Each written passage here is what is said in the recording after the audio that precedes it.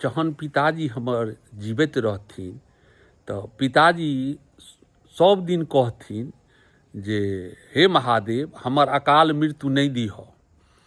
तो हम आब पिताजी के की कहबनि जे अब ई हुए एतेक अवस्था भऽ गेल छथि, एहि ढङ्गके बात किए बजै छथिन। तो अपन हम हँसि कऽ आर ओकरा टारि दिए ओहि गपके।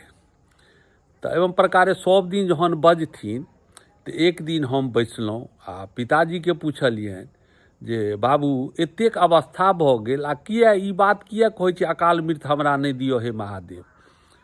तो बाबू कहै छथि जे देखक तू सब बुझबे नहि करबहक एहि बातके, तोरा सबके होइ छौ जे बूढ़ भऽ गेलहुँ तऽ अकाल मृत्यु तू सब करैत रहै छक। हम कहलिए तऽ बुझा दियौ ने एकर मतलब की हेतै।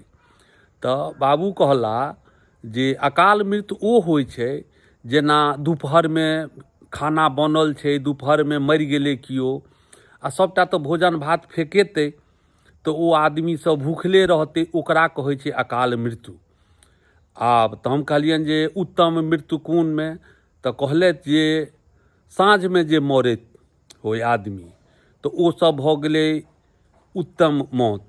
तऽ हम कहलियनि बाबू तऽ साँझोमे तऽ लोक भूखले रहतै। तऽ कहलथि देखक दिनवला भूख अखरै छै लेकिन साँझवला भूख नहि अखरै छै। तऽ से महादेवके गोहरबैत रहै छियनि, हे महादेव हमरा अकाल मृत्यु नहीं दिअ। तऽ तू हँसि दै छऽ तऽ नहीं किछु कहै छिअ जे भाय जा जतबे बुद्धि रहतऽ सएह ने गप। तऽ कहलियनि जे तैँ तो पुछलहुँ हेँ जे एकर बात की भेलै, हम तऽ वएह गप बुझऽ चाहै छी अहाँसँ।